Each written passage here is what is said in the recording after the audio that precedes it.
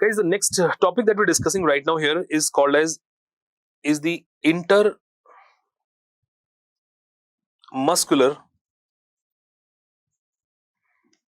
scapular spaces. You can simply call it scapular spaces, or you can call it intermuscular scapular spaces, whatever it is. It is basically the spaces present between the scapula and the humerus, which can be appreciated from the back. If you see the dissected cadaver from the back side, so you will appreciate three spaces between the scapula and humerus. This means that those space are triangle and one is quadrangular. Let me draw it for you, and then I'll show you one picture to compare it also. But imagine you are seeing it from the dorsal aspect. मैं आपको लिख देता हूँ ये dorsal view. The view is from the back side. It is a dorsal view. Here we go. Let's say this is the scapula, and I'm gonna keep this diagram very simple. कोई complicated कुछ नहीं बनाना है. And one request to you, just try to make the humerus slightly abducted. It will be easy for you to show it.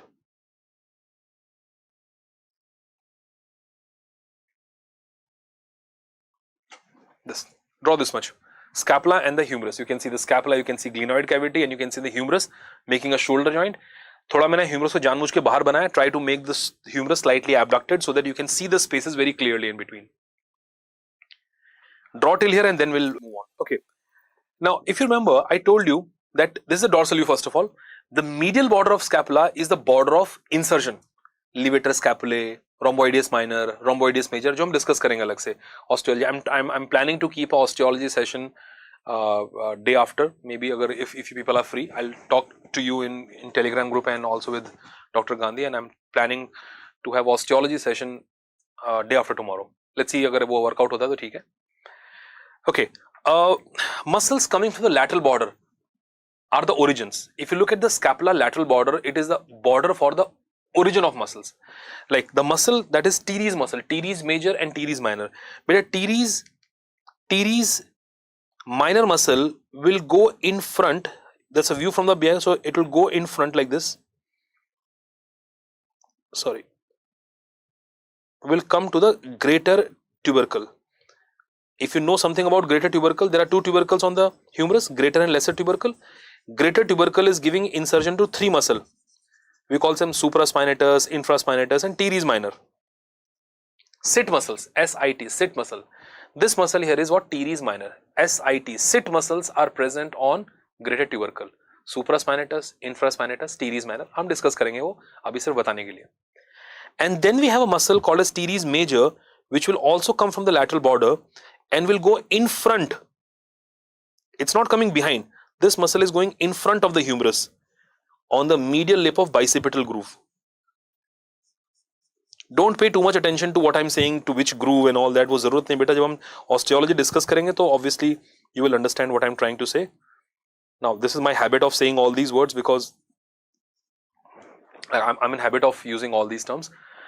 One important thing in this diagram that you have to understand, जो बहुत बच्चे गलत करते हैं, that beta teres minor muscle is coming at the back of the humerus. Teres major muscle is going in front of the humerus. This is a view from the back. Let me draw the spine of scapula. That will probably, if this is the spine of scapula, so it shows you it's a view from the back. It's a view from the back. Right? Okay. So teres minor, teres major. Then there is a muscle called as long head of triceps. Tricep muscle is obviously having three head. Medial head and lateral head of triceps, they both originate from humerus only. Medial head and lateral head of triceps originate from humerus. Only one head of tricep is coming from scapula, and that is a long head of triceps. Please draw it very carefully, but a long head of triceps will come like this and will cross the teres major muscle and go toward the humerus. Please make sure when you draw the long head of triceps, आपके पास यहाँ 3 spaces होनी चाहिए. You should have 3 spaces in between these muscles. That's the only head of triceps coming from the scapula, from the infraglenoid tubercle of scapula. Long head of triceps. Let me mark the muscle better. This muscle here is what? That is teres minor. This muscle is teres major. And this one here is the long head of triceps. Only this head of tricep is coming from the scapula.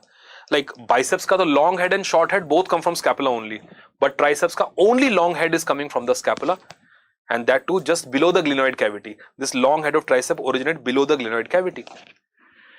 Now, point here is that when you draw these three muscles, especially teres minor, teres major, long head of triceps, then what you will see, there are three spaces which are formed, and if you look at these, the shape of these spaces, this is a quadrangular space, this is a triangular space, and this also is a triangular space. Now that is the important thing, that we have three spaces formed, and these are called as intermuscular scapular spaces, the spaces which are present between the muscles of the scapula. In these spaces, what content are present? You already know it. You can easily tell me what are the contents in there. Let's try it this way. What are the content in a quadrangular space? But first of all, this space here is a quadrangular space. Let me just label it for you. As you can see the shape, it is a quadrangular space, and the content of the quadrangular space will be, now this is a view from the back. If I ask you which artery we discussed yesterday, which will be winding backward behind the surgical neck of humerus, and you will say posterior circumflex humeral artery, and that posterior circumflex humeral artery is accompanied by a nerve, and that nerve is axillary nerve. Remember axillary nerve coming from posterior cord of brachial plexus? So both these structures are the content. What content? Posterior circumflex humeral artery. Actually vein also is there. Whenever I say artery, you have to imagine vein is also there. So vessels, posterior circumflex humeral vessels, you can say, artery and vein both are there. Posterior circumflex humeral artery, and what nerve? Axillary nerve. That is your quadrangular space, and these are the two contents of quadrangular space. I am not going to discuss all these small things with you. You are smart enough to label the boundaries yourself. Now obviously if you have a short note on this in this question, first you have to write the boundaries of the quadrangular space. Beta, what are the boundaries of quadrangular space? What do you see here? What are the boundaries of quadrangular space? Lateral boundary is the surgical neck of humerus. Medial boundary is a long head of triceps. Upper boundary is teres minor. Lower boundary is teres major. जो दिख रहा है वो लिखना है, कुछ special नहीं है. Superior border, inferior border, lateral border, medial border. So जो दिख रहा है वो लिखना है. That's nothing special in there. Then you have this space called as the upper triangular space. Now let me label it for you again. This space here is called as the upper triangular. I'm drawing a triangle here. Upper triangular space. Now what are the contents of the upper triangular space? Well, we have one blood vessel present here, and you already know that blood vessel which winds around. The blood vessel which winds around the lateral border of the scapula, that is the circumflex scapular artery. So that circumflex scapular artery is the content of this upper triangular space.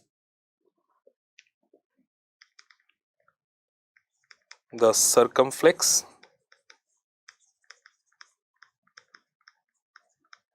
scapular artery. So you may or may not see the circumflex scapular artery as a content. कभी-कभी नहीं भी दिखती, because sometimes the circumflex scapular artery, it passes between the teres minor muscle and comes back. So what I'm trying to say, upper triangular space में जरूरी नहीं है content हो, but if there is any content present in the upper triangular space, that is the circumflex scapular artery. If it is there, so it is circumflex scapular artery.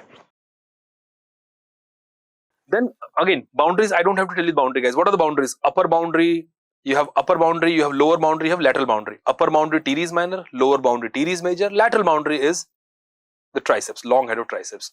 So again, that's why I suggest that when you have to attempt a question, always draw it. Always practice these line diagrams, because when you draw it, you can see the diagram itself and you can write half of the answer from there itself. Moreover, see, there is a psychology. If a student draw the diagram first, a well labeled diagram before attempting any question, so the examiner, obviously the one who's looking into your paper, will have a, will try to keep it this way, that the examiner will think that the student knows the topic. Obviously, अगर आप मुझे, let's say if I give you a short note on the axilla. Now if you start writing the boundary of axilla, this about axilla, the lateral boundary formed by this muscle, that muscle, the contents are this, you keep writing all this stuff, which is okay, you have to write, understand. And then you draw the diagram later on. The point is, the examiner already read all entire theory, and he might have like pointed out some mistakes also, because the only way he can know that whether you know this topic is not is by reading everything that you've written. So your job is to make an impression on the teacher's brain that I know this topic. So if the question is on the brachial plexus, draw the diagram of brachial plexus in the beginning itself. Answer number likho, just draw the diagram. Don't write even a single line, just draw the diagram first. Because once you draw the diagram and examine, let's say if I'm an examiner and if I look at the picture of a brachial plexus and if I see if a student has drawn the diagram, well labeled diagram, that means he knows the topic. Then I don't have to read everything that you've written in the answer. So I will already make up my mind that you know this topic and that's how I'm going to read that. Now, if you write the theory first and then try to draw the diagram in the last part, the point is that I have to read every line that you've written and then I try to pick out the mistakes also in this. So it's always advantageous to draw the diagram in the beginning of the question, well labeled, colored diagram, so that you create an impression on the teacher. I'll tell you a very little story in my PG only.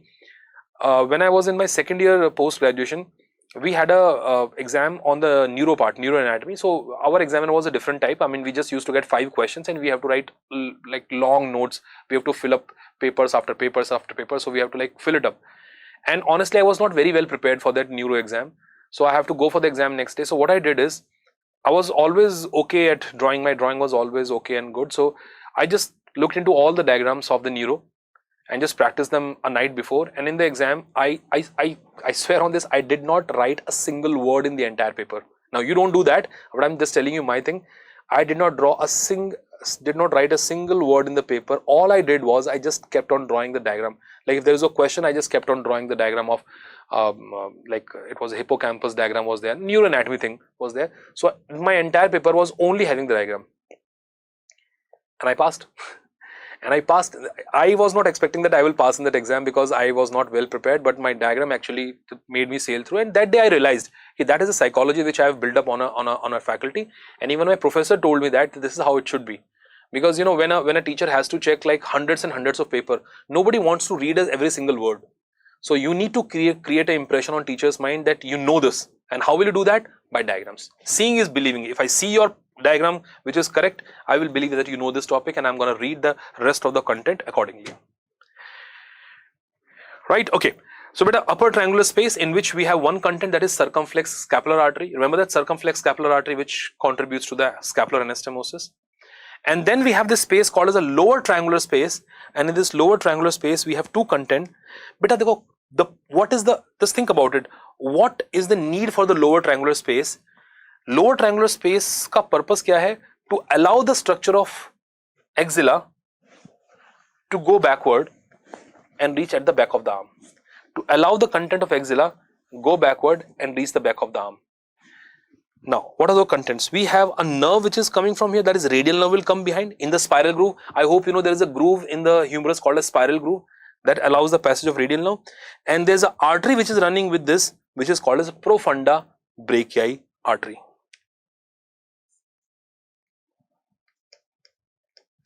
So we have a lower triangular space, it's a lower triangular space. And the two main content here is, one is the radial nerve. We will discuss this radial nerve in the later part separately in detail obviously. And one is the artery called as a profunda. Beta, profunda means deep. Profunda brachii artery. It's a branch of brachial artery. We call it profunda brachii artery, which goes at the back. So the two structure which has to go behind the humerus are actually going through lower triangular space. It is a gateway to leave the axilla. How will you leave the axilla? You will leave the axilla by going through the lower triangular space. That's about the intermuscular scapular spaces. We have a quadrangular space, we have an upper triangular space, we have a lower triangular space, and these are the contents. These are the contents. Okay.